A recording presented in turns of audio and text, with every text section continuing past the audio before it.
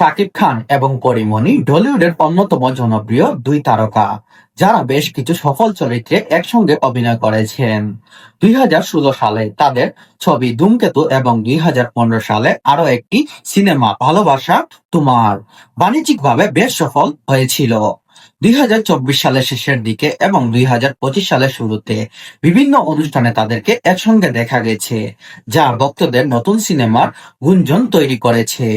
শাকিব খান 2026 সালে এই পরিকল্পিত 2026 সালে ঈদ উল ফিতরের জন্য শাকিব খানের one upon A time in Dhaka, সম্ভবত নাম প্রিন্স নামক একটি বড় বাজেটের অ্যাকশন মুভিতে প্রস্তুতি নিচ্ছেন। এতে পরিমণি থাকবেন কিনা তা নিয়েও এখনো আনুষ্ঠানিক কোনো ঘোষণা আসেনি। তবে তানজিম তিশা ও মধুমিতা সরকার থাকছেন এ নিয়ে আলোচনা হয়েছে। পরিমণি বর্তমানে বেশ কিছু নতুন ওয়েব প্রজেক্টে কাজ করছেন, সিনেমার কাজ করছেন, যেমন রঙিলা কিতাব, এবং শাকিব খানের সাথে পুনরায় কাজ করার ইচ্ছা প্রকাশ করেছেন পরিমণি নিজেই।